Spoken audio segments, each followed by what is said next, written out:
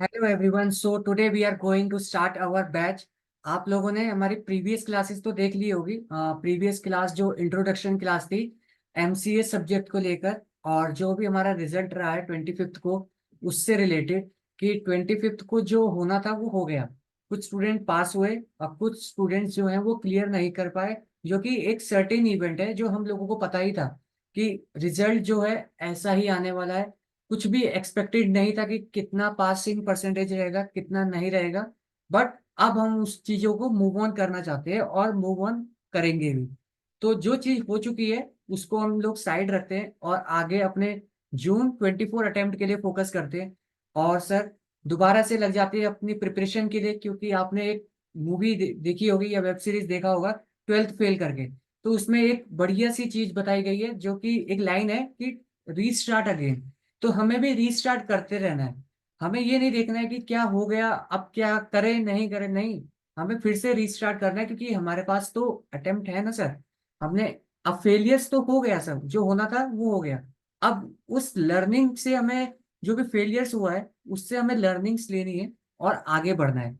तो सर आज का टाइम बिल्कुल वेस्ट नहीं करते हैं, अपने बैच को स्टार्ट करते हैं, क्योंकि लास्ट क्लास में हमने यही सब डिस्कस किया था कि एमसीएस से रिलेटेड, कि एमसीएस को पढ़ना कैसे है। और जो हमने 25 तारीख को कर दिया, जो रिजल्ट आ गया, चाहे पॉजिटिव आया है चाहे नेगेटिव आया है, हमें उसको अब याद नहीं करना है। हाँ, जो फेलियर्स हुए हैं, जो मिस्टेक्स हुई हैं, उसको याद करते हुए हमें अपने आगे अपने गोल्स को अचीव करना है। तो सर पहली क्लास जो है इंसॉल्वेंसी लॉ की केस स्टडीज हम लोग करने जा रहे हैं, जो कि आपके रिलेवेंट होंगे एमसीएस के पेपर के लिए। दूसरा, ओपन बुक पेपर के लिए। सर यहाँ पे मैं आपको आईबीसी के केस लॉस भी करा रहा हूँ, और जो एमसीएस में जो केस लॉस पूछे जाने वाले हैं वो केस लॉ भी करा रहा हूँ। तो सर एक साथ आपके दो सब्जेक्ट जो हैं डील हो रहे हैं इस लेक्चर में। तो सर पहला केस लॉ इंसॉल्वेंसी लॉ से रिलेटेड हम लोग कर रहे हैं, जिसमें पहला केस लॉ का नाम है बाबूलाल वरदराजी गुर्जर करके। तो सर इस केस में क्या हुआ था मैं आपको बताता हूँ, कि आप लोगों ने इंसॉल्वेंसी लॉ पूरा पढ़ा है, आईबीसी पढ़ा हुआ है। सर आप लोग प्रोफेशनल के बच्चे हैं, आप ये एक्सपेक्ट मत करना कि आईबीसी पढ़ाया जाए। नहीं, मैं ये एज्यूम कर रहा हूँ कि आपने आईबीसी पढ़ा हुआ है और थोड़ा बहुत तो पढ़ा हुआ है। तो अगर ये आपने पढ़ा है तो आप ये केस लॉस डील कर सकते हैं आसानी से। सर मैं आपको थोड़ा सा ओवरव्यू देता हूँ, बाकी आपको पता ही है कि इंसॉल्वेंसी लॉ आईबीसी में क्या होता है। कि कोई भी क्रेडिटर लोन देता है किसको, सर किसी भी डेटर को। और यहाँ पे कॉर्पोरेट डेटर की बात हो रही है, क्योंकि हम आईबीसी से रिलेटेड कर रहे हैं सर। तो सर कोई भी क्रेडिटर लोन दे रहा है किसी भी कॉर्पोरेट डेटर को, यानी कि मुकेश अंबानी को एसबीआई लोन दे रहा है। तो सर जब भी एसबीआई ने लोन दिया मुकेश अंबानी को, तो मुकेश अंबानी क्या करेगा सर, उसकी एक लाइबिलिटी क्रिएट हो गई कि वो लोन रीपे करेगा। बट क्या होता है कि मुकेश अंबानी किसी वजह से लोन रीपे नहीं कर पाता है। और सर लोन का अमाउंट आप लोगों को पता है कि मिनिमम 1 करोड़ का अमाउंट होना चाहिए। तो अगर मुकेश अंबानी 1 करोड़ का अमाउंट नहीं रिपे कर पाता है, भले ही लोन ज्यादा का हो, तो सर एसबीआई क्या उसके अगेंस्ट में एक्शन ले सकती है? बिल्कुल सर, आपको पता ही है कि मिनिमम डिफॉल्ट अगर 1 करोड़ है, मिनिमम डिफॉल्ट अगर 1 करोड़ है, तो कोई भी क्रेडिटर जो है केस इनिशिएट कर सकता है किसी भी कंपनी की अगेंस्ट में अंडर आईबीसी। तो सर मिनिमम डिफॉल्ट कितना होना चाहिए? मिनिमम डिफॉल्ट 1 करोड़ होना चाहिए। ये क्या है, चार्जिंग सेक्शन है। अगर डिफॉल्ट 1 करोड़ या उससे ज्यादा का हो रहा है, तो कोई भी क्रेडिटर, चाहे फाइनेंशियल क्रेडिटर है या कोई ऑपरेशनल क्रेडिटर है या कंपनी इटसेल्फ, यानी कि कोई कॉर्पोरेट डेटर खुद जो है केस फाइल करना चाहती है, यानी कि इसके अगेंस्ट में सीआईआरपी कराना चाहती है। सर सीआईआरपी मतलब कि उसका रिवाइवल होगा सर अब, क्योंकि कंपनी इंसॉल्वेंट हो गई है, कंपनी डेट रीपे नहीं कर पा रही है, तो क्रेडिटर्स जो है पेटिशन एप्लीकेशन फाइल करते हैं एनसीएलटी में, यहाँ तक आपको पता है। तो सर ओवरव्यू इसलिए दिया क्योंकि इस केस में ये हेल्ड हुआ है, यानी कि मैं आपको बताता हूँ कि केस को पढ़ना कैसे है। यहाँ पे जो है आपको फैक्ट्स दिए होंगे, और ये फैक्ट्स आपको याद रखने हैं, समझने हैं अच्छे से। ऐसा ही नहीं है कि आपको चीजों को याद करके चलना है, बस समझना है कि इस केस में क्या हुआ था, उस बेसिस पे क्वेश्चन एग्जाम में पूछे जाएंगे। तो सर इस केस में क्या हुआ था, नॉर्मली डिफॉल्ट हुआ था सर। सर डिफॉल्ट किस चीज का? एक कंपनी होगी और एक क्रेडिटर होगा। तो सर क्रेडिटर ने लोन दिया किसी कंपनी को, अब कंपनी लोन रीपे नहीं कर पा रही sir, sir company loan repay नहीं कर पा रही। तो सर अगर कंपनी कोई लोन रीपे नहीं कर पा रही, किसका सर, क्रेडिटर का लोन रीपे नहीं कर पा रही, तो उसको क्या करना चाहिए सर, क्रेडिटर को केस इनिशिएट करना चाहिए। सर केस इनिशिएट कब करा जाएगा, जब डिफॉल्ट होगा। सर यहाँ तक बिल्कुल क्लियर है सर, कुछ भी नहीं था कि कंपनी ने डिफॉल्ट कर दिया, क्रेडिटर ने लोन दिया, अब क्रेडिटर को क्या करना चाहिए, केस इनिशिएट करना चाहिए। और केस इनिशिएट कब कब हो सकता है, जब डिफॉल्ट हुआ होगा। तो सर इस केस में यही हुआ कि क्वेश्चन जो है ना डिफॉल्ट से रिलेटेड ही है। केस लॉ आया है, और केस लॉ में हमें समझना है कि आखिर केस गया किस चीज के ऊपर है। तो मैंने आपको ये बताया कि केस जो है डिफॉल्ट के ऊपर गया है। इस केस में क्या हुआ था, मैं डिफॉल्ट कर दिया, यानी कि मैं कंपनी था, मैं कंपनी में काम करता था, मेरी कंपनी ने डिफॉल्ट कर दिया। 2015 या 2014 में मैंने डिफॉल्ट कर दिया, ठीक है सर, मेरा डिफॉल्ट हो गया। अभी मेरे क्रेडिटर ने यानी कि मुकेश अंबानी ने मेरे से कुछ केस इनिशिएट नहीं करा है। उसने कहा चल दे देगा, कोई नहीं, आराम से दे देगा, 1 साल में दे देगा, 2 साल में दे देगा, अभी केस इनिशिएट नहीं करना मुझे। ये कौन कह रहा है, मुकेश अंबानी कह रहा है, एक क्रेडिटर कह रहा है। अब सर क्या हुआ, 2014 में मैंने डिफॉल्ट करा या 2015 में मैंने डिफॉल्ट करा, कुछ समय बाद आईबीसी आ गया। अब आईबीसी आने के बाद, इंसॉल्वेंसी बैंक्रप्सी कोड आने के बाद क्या हुआ, लोगों ने सोचा कि आईबीसी में हम लोग केस फाइल करते हैं। अब डिफॉल्ट तो आईबीसी 2016 के आने से पहले हुआ था ना सर। तो इस केस में क्या हुआ कि दो डेट्स के ऊपर जो है कंफ्लिक्ट्स हो रहे हैं। डिफॉल्ट हुआ सर, मैंने डिफॉल्ट कब करा सर, पहले करा। किससे पहले सर, मैंने अभी बताया कि आईबीसी जो है 2016 में आया, और मैंने 2014 में डिफॉल्ट कर दिया। तो जो 2014 में डिफॉल्ट कर दिया, अभी मेरे ऊपर किसी ने केस इनिशिएट नहीं करा सर। उससे के अगले साल या 2 साल बाद आईबीसी आ गया। अब मेरा जो क्रेडिटर है, उस वो नींद से जागता है सर, नींद से जाग रहा है और कह रहा है कि बहुत हो गया, अब तो ये पैसा देगा नहीं, तो इसके अगेंस्ट में केस इनिशिएट कर देता हूँ। तो सर इसने कुछ समय बाद यानी कि 3 से 4 साल के बाद केस इनिशिएट कर दिया मेरे अगेंस्ट में। सर आप हंस क्यों रहे हैं, मैं हंस इसलिए रहा हूँ क्योंकि केस इनिशिएट करने के लिए भी एक टाइम लिमिट है।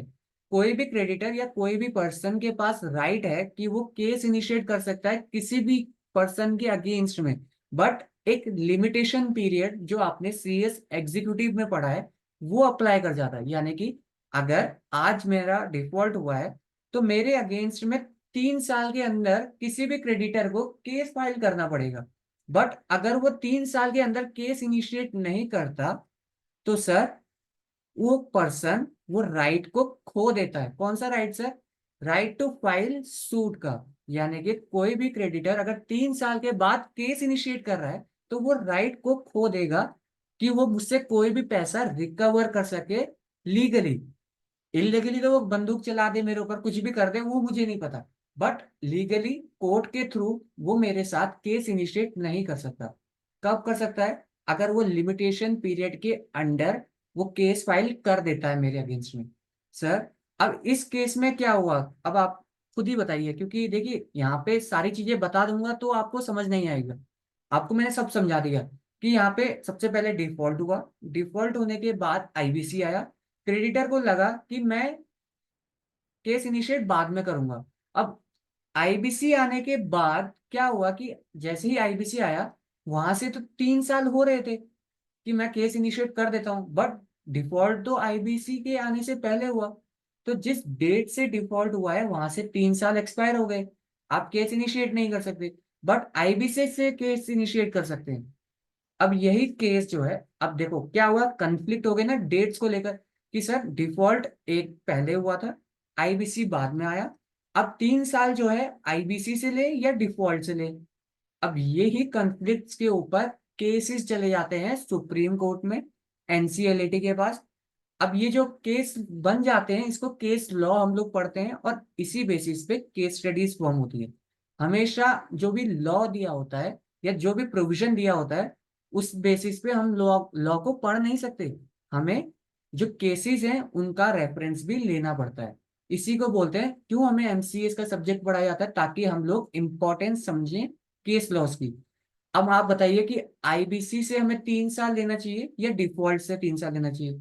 सर यहाँ पे जो हेल्ड हुआ, जो केस गया सुप्रीम कोर्ट के पास गया, और सुप्रीम कोर्ट ने जो है डिसीजन दिया, जो आपको मैंने एकदम सामने लिख के दिया हुआ है। देखिए, आपके मॉड्यूल में मतलब 3 से 4 पेज का एक केस होता है, जिसको मैंने एक स्लाइड में कन्वर्ट कर दिया है। तो sir, decision of supreme court, यानी कि सुप्रीम कोर्ट का क्या डिसीजन आया था कि जो डेट है वो लिमिटेशन से बार्ड हो चुका है, यानी कि वो डेट जो है उसके अगेंस्ट में कोई रेमेडी नहीं मिल सकती। क्यों सर, ऐसा क्यों लिखा? इस लाइन का मतलब है कि जो डेट ऑफ डिफॉल्ट है वहां से लिमिटेशन पीरियड अप्लाई होगा, ना कि आईबीसी से। तो sir, date of IBC irrelevant है। आईबीसी कब आया, चाहे पहले आए बाद में आए, कोई मैटर नहीं करता। अगर जिस दिन डिफॉल्ट हुआ है, जिस दिन डिफॉल्ट हुआ है वहां से 3 साल लेना है। तो sir, the date is barred by limitation because 3 years have been expired from the date of actual default. जब डिफॉल्ट हुआ था, यानी कि 2014 में डिफॉल्ट हुआ, और 2014 के बाद 3 साल हो गए, उसके बाद वो केस इनिशिएट करना चाहता है, जो कि पॉसिबल नहीं है। बट यहाँ पे केस ये बन रहा था कि आईबीसी जो है वो भी आ गया था कुछ समय बाद। क्या वहां से 3 साल काउंट कर सकते हैं? Answer is no. Supreme court ने बोला कि जो डेट है वो आपको, जो भी लिमिटेशन पीरियड आप लोग लेंगे, जो डेट काउंट होगी वो कहाँ से होगी? एक्चुअल डेट ऑफ डिफॉल्ट से काउंट होगी। अब सर, इस केस में मैंने थोड़ा ज्यादा टाइम दिया, क्योंकि ये प्रैक्टिकल फॉर्म में केस बन के आ सकता है कि आपको डेट दे दी जाएगी, फैक्ट्स दे दिए जाएंगे, सेम केस लॉ नहीं होगा, क्वेश्चन अलग होगा। आपको बताना है सिर्फ कि डेट ऑफ डिफॉल्ट से डेट काउंट करेंगे या फिर आईबीसी से 3 साल काउंट करेंगे। तो आपका आंसर यही होगा कि जो एक्चुअल डेट होगी ना डिफॉल्ट की, जिस दिन डिफॉल्ट हुआ होगा, चाहे आईबीसी का एक्ट कभी भी आया हो, नो मैटर, आपको डिफॉल्ट से 3 साल लेना है। ये आपको आंसर में मेंशन करना है। ठीक है सर, ये था आपका केस लॉ नंबर 1। और इसके बाद जो है, हमने अभी पढ़ा, फैक्ट्स पढ़े। पहले केस लॉ में क्या था? फैक्ट्स थे सर।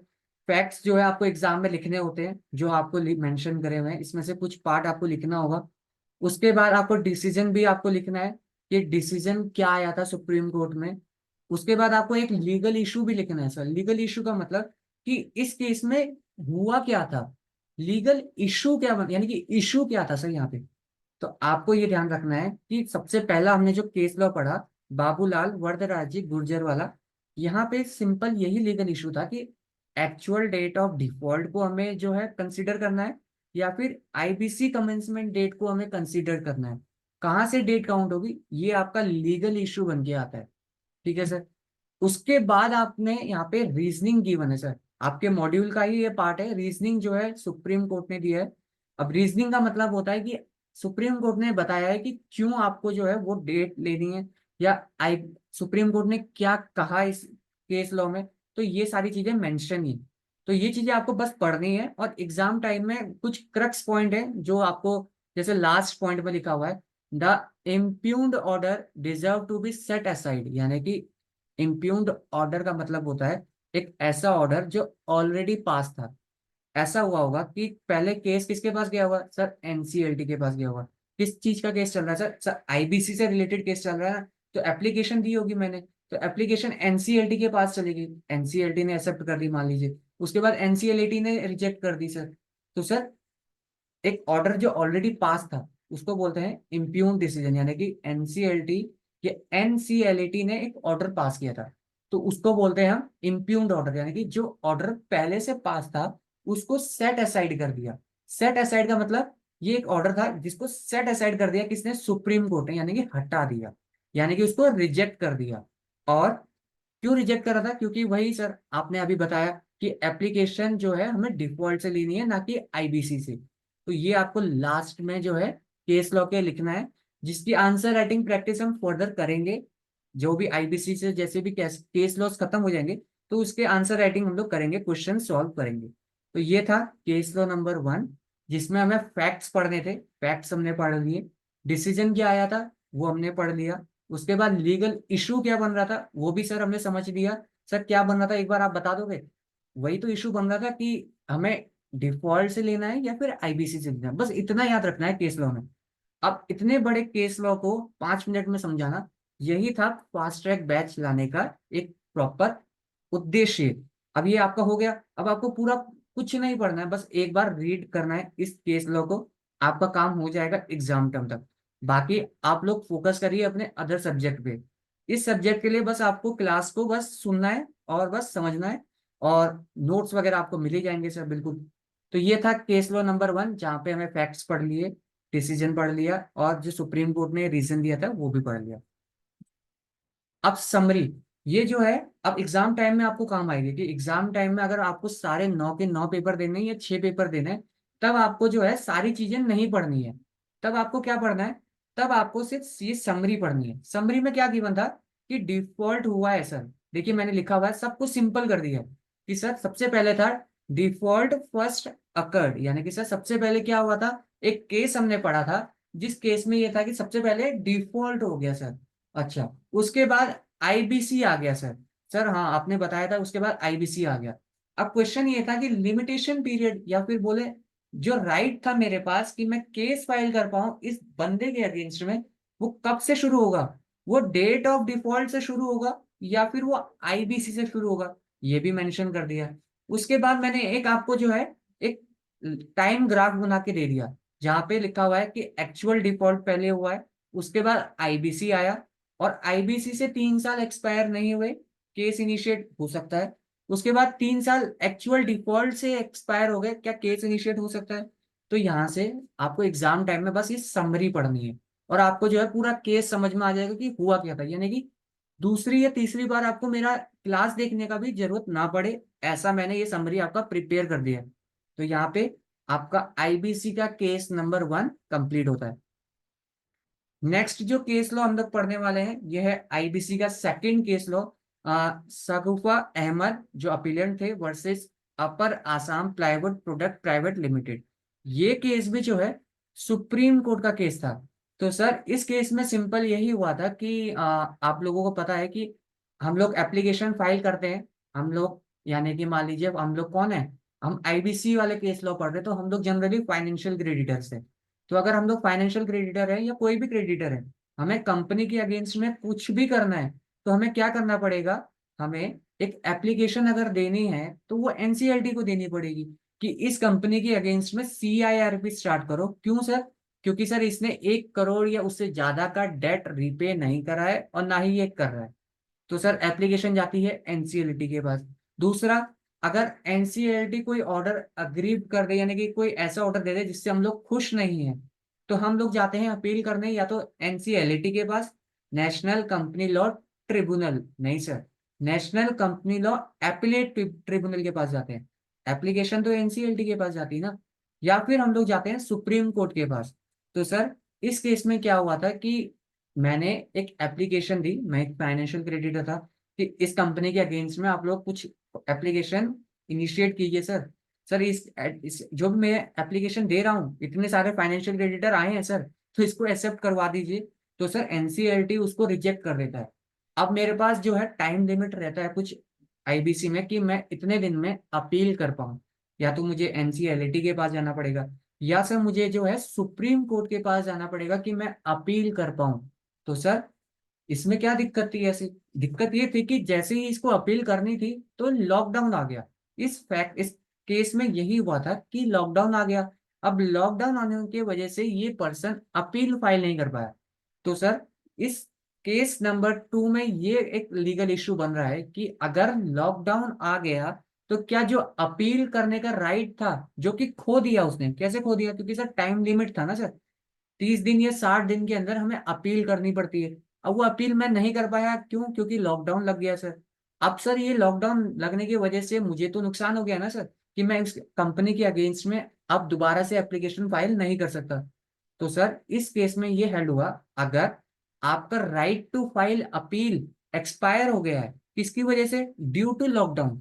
अगर लॉकडाउन की वजह से या फिर ड्यूरिंग लॉकडाउन आपका एक्सपायर हुआ है कि आपको अपील फाइल करनी थी, बट लॉकडाउन की वजह से नहीं कर पाए सर, तो सर क्या आपको एक्सटेंशन दोबारा मिल सकता है? तो आंसर था, अगर लॉकडाउन का पीरियड था तो एक्सटेंशन मिलेगा, अगर लॉकडाउन से पहले आपका था तो एक्सटेंशन नहीं मिलेगा। तो सर इस केस में यही हुआ था if the last date to file the appeal expired before lockdown, lockdown से पहले आपका एक्सपायर हो गया था, तो जो एक्सटेंशन था ना सर वो नहीं मिलेगा। इस केस में ये हुआ था, बट हमें लीगल इशू दो मिल गए ना सर। अगर लॉकडाउन से पहले हमारी अपील एक्सपायर हो रही है तो क्या एक्सटेंशन मिलेगा सर? ऑब्वियसली सर, क्यों मिलेगा? वो तो उसकी वजह से हो रही है ना। बट दूसरा यहाँ पे लीगल इशू या लीगल टेक अवे ये निकल के आ रहा है कि अगर ड्यूरिंग लॉकडाउन में, अगर या लॉकडाउन के बाद आपका जो अपील करने का राइट है वो एक्सपायर हो गया है, तो क्या आप लोगों को एप्लीकेशन फाइल कर सकते हैं आप लोग? बिल्कुल सर, आप एप्लीकेशन दोबारा फाइल कर सकते हैं। और जो अपील है वो भी जो आपकी सुनी जाएगी, सुप्रीम कोर्ट आपकी अपील को बिल्कुल जो है एक्सेप्ट करेगा। तो सर इस केस बहुत सिंपल केस था कि अपील क्या फाइल कर सकते हैं अगर लॉकडाउन की वजह से आपका राइट चला गया है अपील फाइल करने का। बिल्कुल सर, अपील आप लोग फाइल कर सकते हैं। अब ये रीजनिंग दी थी। अब रीजनिंग में क्या है, रीजनिंग में वही दिया है कि क्या चीजें हुई थी, किस डेट को अपील फाइल करनी थी, और वहां से वहां डेट काउंट हुआ, तो सारी चीजें, सारे प्रोविजंस लिखे हुए हैं, सारी कंटेंशंस लिखी हुई है सुप्रीम कोर्ट की, वो आप लोग जो है अगर रीड करना चाहें तो कर सकते हैं। बाकी अगर एग्जाम टाइम में थोड़ा बहुत इसमें से आपको देख के लिखना होगा। अब एग्जाम में क्वेश्चन क्या आएगा, एग्जाम में सिंपल क्वेश्चन आएगा कि अपील फाइल करना था एक एक्स पर्सन को, जो कि वो नहीं कर पाया, कोविड आ गया या कोई भी ऐसा सर्कमस्टेंसेस बता देंगे जिसकी वजह से आप अपील फाइल नहीं कर सकते। तो क्या आपको वो एक्सटेंशन मिल सकता है? बिल्कुल आपको एक्सटेंशन मिलेगा अगर वो कोविड की वजह से हुआ है तो। अब यहाँ पे समरी मैंने आपको मेंशन कर दिया कि लॉकडाउन हुआ है। अगर लॉकडाउन पहले, लॉकडाउन से पहले आपको अपील फाइल करनी थी जो आपका राइट खो चुके हो, तो क्या एक्सटेंशन मिलेगा सर? नहीं सर, आपको एक्सटेंशन नहीं मिलेगा। बट लॉकडाउन होने के बाद, यानी कि आफ्टर लॉकडाउन या ड्यूरिंग लॉकडाउन, लॉकडाउन लग गया है या लॉकडाउन की वजह से आप लोग अपील फाइल नहीं कर पाए, तो क्या आपको एक्सटेंशन मिलेगा सर? बिल्कुल आपको एक्सटेंशन मिलेगा, एक्सटेंशन अलाउड है सर। तो ये था sir case law number second. इसके बाद आईबीसी का केस नंबर थर्ड हम लोग हिट करने जा रहे हैं। मुझे बिल्कुल यकीन है कि दो केस लो तो आपके बिल्कुल आ गए होंगे और आपको बिल्कुल समझ गए होंगे आप लोग कि इस केस में था क्या क्या। और पहला केस लो था तो थोड़ा सा लेंदी था, और फर्स्ट केस था इसलिए टाइम भी लगाया। सेकंड केस लो में कुछ ऐसा खास नहीं था। आइए थर्ड केस लो थोड़ा हिट करते हैं, और थर्ड में थोड़ा सा, थर्ड केस लो हाँ थोड़ा हैवी सा है। थर्ड केस ये है, Shri equipment finance limited versus Rajiv Anand. तो सर इस केस में क्या हुआ था कि एप्लीकेशन जो है, एक एप्लीकेंट थे। एप्लीकेंट कौन होगा सर यहाँ पे? या तो फाइनेंशियल क्रेडिटर होगा, या ऑपरेशनल क्रेडिटर होगा, या कॉर्पोरेट डेटर होगा। तो एक एप्लीकेंट था यहाँ पे। तो एप्लीकेंट ने क्या करा, कुछ डॉक्यूमेंट्स दिए होंगे एनसीएलटी को। सर सेक्शन 7 में फाइनेंशियल क्रेडिटर्स एप्लीकेशन देता है ना सर, और कुछ डॉक्यूमेंट्स वगैरह देता है। तो एनसीएलटी के पास कितने दिन का टाइम होता है? 14 दिन का टाइम होता है सर। सर हमने आईबीसी पढ़ा हुआ है। तो सर 14 दिन के अंदर आपको एप्लीकेशन एक्सेप्ट या रिजेक्ट करनी होती है। एनसीएलटी ने क्या करा, एप्लीकेशन को रिजेक्ट कर दिया सर। एप्लीकेशन रिजेक्ट कर दी सर। तो सर अब क्या होगा, अब एनसीएलटी 7 दिन का टाइम देगा कि आप रेक्टिफाई करके आओ अपनी डॉक्यूमेंट्स को। तो सर एप्लीकेंट्स वापस जो है कहाँ जाता है, अपने घर जाता है, और डॉक्यूमेंट्स को सही से करवाता है। सीएससी या सीए से बोलता है भाई कंपनी सेक्रेटरी साहब, इंसॉल्वेंसी प्रोफेशनल्स, प्लीज ये डॉक्यूमेंट्स देखिए। और ये क्या हो गया हमारे साथ कि हमारी जो एप्लीकेशन है वो रिजेक्ट हो गई आगे। तो एप्लीकेंट यानी कि मैं फाइनेंशियल क्रेडिटर टाई पहन के फिर से जाता हूँ कहाँ सर, फिर से एनसीएलटी के पास जाता हूँ डॉक्यूमेंट्स लेके, वही डॉक्यूमेंट्स लेके, बट कुछ मॉडिफिकेशंस होती हैं उनमें। ऐसा नहीं कि वही डॉक्यूमेंट्स लेके जाता हूँ, फिर से लेके जाता हूँ कि एनसीएलटी भाई अब तो मेरी एप्लीकेशन एक्सेप्ट कर ले, डेट पे ही नहीं कर रहा है, अब पैसे की दरकार है अपने को। तो सर इस बेसिस पे अब एनसीएलटी क्या करता है, एप्लीकेशन को एक्सेप्ट कर लेता है। पहले रिजेक्ट हो जाती है सर वही डॉक्यूमेंट्स पे, बाद में वो कुछ मॉडिफिकेशन करके लाता है, बट वही सेम डॉक्यूमेंट्स एक्सेप्ट हो जाते हैं। देखिए सर, वही सेम डॉक्यूमेंट एक्सेप्ट हो जाते हैं। सर मैं बार बार वही सेम डॉक्यूमेंट्स क्यों बोल रहा हूँ, क्योंकि यही लीगल इशू है। अब क्या होता है, मैं तो फाइनेंशियल क्रेडिटर था, अब कुछ लोग मुझसे जलने वाले, कौन, कॉर्पोरेट डेटर, वो तो मतलब वो तो मुझे मारने के लिए वो हो रखा है। अब उसने क्या करा, अपील फाइल कर दी एनसीएलटी के पास कि सेम डॉक्यूमेंट्स लेके आया था, तुमने ध्यान नहीं दिया है। इन्होंने तो ध्यान दिया नहीं, आप तो ध्यान दो। तो क्या हुआ कि ये बंदा अपील लेके आया कॉर्पोरेट डेटर कि भाई सेम डॉक्यूमेंट्स दिखा रहा है तुम्हें, पहले भी वही दिखाए थे, उस समय रिजेक्ट करा था ना तुमने, इस बार ध्यान नहीं दिया। तो सर एनसीएलटी ने क्या करा, उसने कहा बात तो सही कह रहा है, लगता है एनसीएलटी पी के डिसीजन दिया होगा। तो सर अपील जो है किसने करी, कॉर्पोरेट डेटर ने अपील कर दी। अब कॉर्पोरेट डेटर ने अपील कर दी एनसीएलटी को, और एनसीएलटी ने क्या कर दिया, वो डॉक्यूमेंट्स को रिजेक्ट कर दिया सर। मतलब पहले डॉक्यूमेंट्स रिजेक्ट हुए सर, फिर वही सेम डॉक्यूमेंट सर एक्सेप्ट हो गए, ले लिए उन्होंने। और उसके बाद सर एनसीएलटी ने कहा वापस ले जाओ इन्हें, हमें नहीं चाहिए, ये बेकार हैं डॉक्यूमेंट्स, यही डॉक्यूमेंट्स दोबारा हम नहीं लेंगे। जो डॉक्यूमेंट्स पहले रिजेक्ट हो चुके हैं सर, पहले कहाँ, ये सर यहाँ बात कर रहे हैं कि जो डॉक्यूमेंट्स पहले रिजेक्ट हो चुके थे, जो डॉक्यूमेंट्स पहले रिजेक्ट हो चुके थे, वो डॉक्यूमेंट्स फिर से एक्सेप्ट नहीं होंगे। ये किसने बोला सर? मैं आपको एक बार दोबारा स्लाइड दिखाता हूँ। इन डॉक्यूमेंट्स की बात कर रहे थे कि जो ये डॉक्यूमेंट्स पहले रिजेक्ट हो गए थे, हम बार बार उनको एक्सेप्ट नहीं करेंगे। लगता है इसने चढ़ा रखी थी। तो सर अब ये बेचारा परेशान हो गया। कौन सर? मैं कौन सर? मैं फाइनेंशियल क्रेडिटर। तो मैं कहाँ गया अब? मैं हारे का सहारा सुप्रीम कोर्ट हमारा। तो अब कहाँ जाएंगे हम? अब सीधा सुप्रीम कोर्ट के पास जाना पड़ेगा कि हे सुप्रीम कोर्ट, डॉक्यूमेंट्स पहले रिजेक्ट कर दिए, हम सही करके लेके आए। लॉ में लिखा हुआ है कि 7 दिन के अंदर रेक्टिफाई करके ला सकते हैं। और जो डॉक्यूमेंट रिजेक्ट करे वो पहले भी सही थे, इन्होंने ही रिजेक्ट करे। तो सुप्रीम कोर्ट ने बोला कि जो डॉक्यूमेंट्स जो पहले से ही सही थे, जो रिजेक्ट हो चुके थे, जो रिजेक्ट एक्सेप्ट यही हो रहे थे, तो वो डॉक्यूमेंट्स आप दोबारा से एक्सेप्ट कर सकते हो, ऐसा कोई इशू नहीं है। एनसीएलटी ने इलॉजिकल रीजन दिया है सर। इलॉजिकल रीजन मतलब एनसीएलटी ने ये कहा है कि जो डॉक्यूमेंट्स पहले रिजेक्ट हो गए थे वो दोबारा एक्सेप्ट ही नहीं हो सकते। सर ऐसा कहीं नहीं लिखा हुआ है। जो डॉक्यूमेंट्स पहले रिजेक्ट हुए थे वो दोबारा एक्सेप्ट हो सकते हैं, ऐसा सुप्रीम कोर्ट ने बोला है। तो यही इस केस में हेड हुआ था। थोड़ा सा टेढ़ा मेढ़ा इलॉजिकल सा डिसीजन है।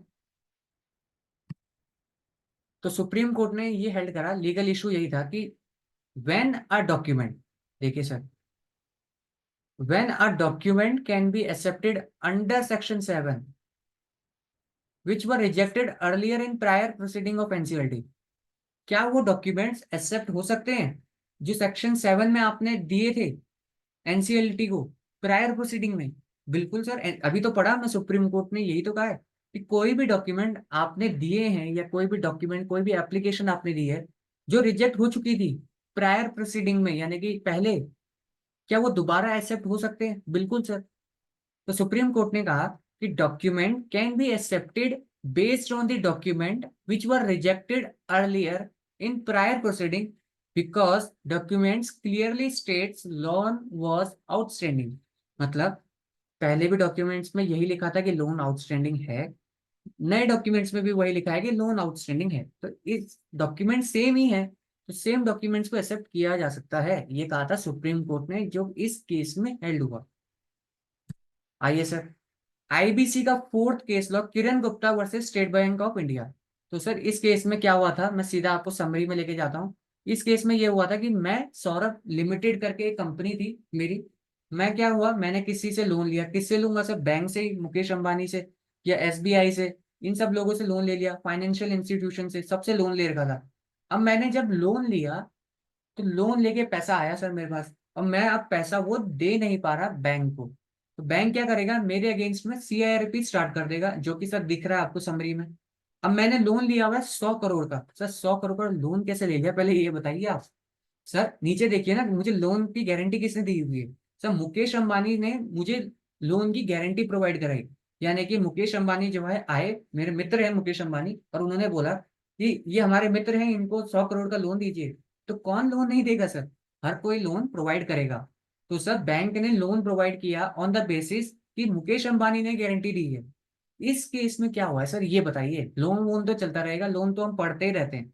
इस केस में ये हुआ कि अब मेरे अगेंस्ट में तो सर सीआईआरपी स्टार्ट हो गया सर। देखिए, सीआईआरपी का मतलब आप लोग समझ ही रहे हैं कि मोराटोरियम स्टार्ट हो गया है। सर मोराटोरियम मतलब, सर इतना ही बता सकता हूँ कि स्टैच्यू स्टैच्यू स्टार्ट हो गया सर। वो क्या होता है सर?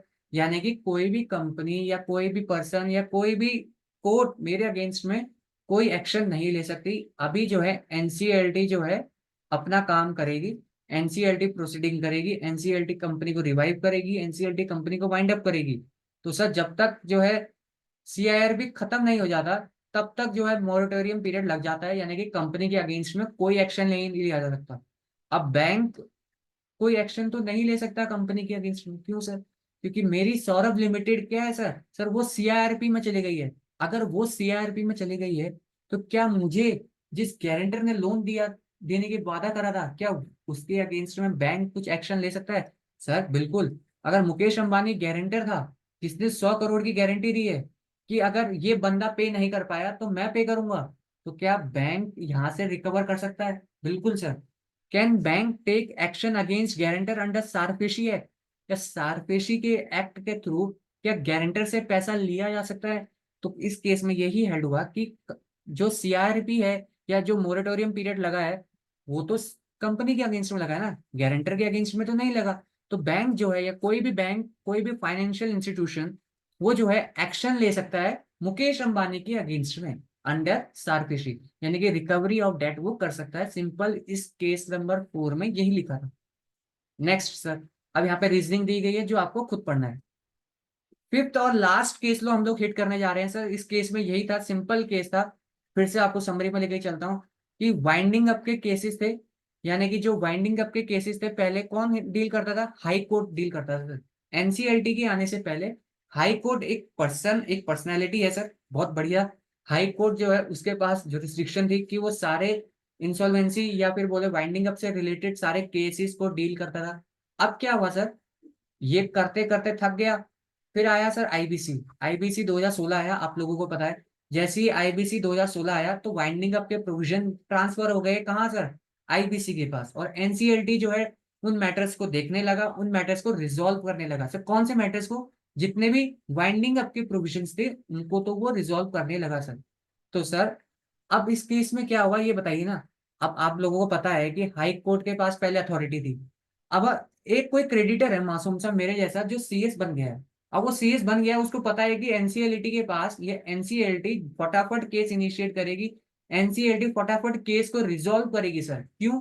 क्योंकि हाई कोर्ट के पास सिर्फ एक ही केस नहीं आता सर, उसके पास सर कचड़े बचड़े सारे, मतलब कोई इंसान लड़ रहा है, कोई गधा लड़ रहा है, कोई मियाँ बीवी लड़ रहे हैं, तो सारे cases high court supreme court में भाग जाते हैं सर। डिस्ट्रिक्ट कोर्ट वहीं पड़े रहते हैं। तो सर इतने बड़े केसेस यहाँ पे हमारा कहाँ नंबर आने वाला है सर? जब हम मर जाएंगे तब हमारा नंबर आएगा सर। तो सर एनसीएलटी के बाद तो 180 दिन का टाइम है ना। तो सर मैं एक सीएस, एक क्रेडिटर क्या करूंगा? मैं फटाफट जाऊंगा कहाँ? हाई कोर्ट से यहाँ चले जाऊंगा सर। कहाँ सर? एनसीएलटी के पास, कि यहाँ जो है फटाफट मेरी एप्लीकेशन को एक्सेप्ट किया जाएगा और मेरे पैसे को जो है मुझे रिकवर, मुझे मनी की रिकवरी हो जाएगी। अब सुप्रीम कोर्ट ने हेल्ड किया कि पहले तो क्वेश्चन यही था कि क्या ऐसा हो सकता है कि जो केस पहले से हाई कोर्ट में चल रहा है एक कंपनी के अगेंस्ट में, मैंने ही फाइल करा था, क्या उसी केस को मैं ट्रांसफर कर सकता हूँ एनसीएलटी के पास? तो सुप्रीम कोर्ट ने यही ऑर्डर दिया कि जितने भी केस सर, जितने भी केस ट्रांसफर जो होने थे, यानी कि जितने भी केस हाई कोर्ट के पास थे, क्या वो ट्रांसफर हो सकते हैं एनसीएलटी के पास? बिल्कुल सर, क्योंकि अब जो है एनसीएलटी एक सोल अथॉरिटी है कि जो matters related two winding up resolve करेगी। तो सर जितने भी केसेस हाई कोर्ट के थे, जितने भी वाइंडिंग अप के केसेस थे, वो सारे मछली जो है सारी डुब डुब डुब डुब करके कहाँ चले गए? एनसीएलटी के पास चले गए सर। तो ये था केस लॉ नंबर 5। कुछ नहीं था। जो केसेस हाई कोर्ट के पास थे क्या वो ट्रांसफर हो सकते हैं अगर एक क्रेडिटर एप्लीकेशन दे एनसीएलटी को अंडर आईबीसी 2016 में? बिल्कुल सर हो सकते हैं। ये था सर केस लॉ नंबर 5। और यहीं पे हमारे केस स्टडीज खत्म होते हैं आज के आईबीसी केस नंबर 1 से लेके केस नंबर 5 तक।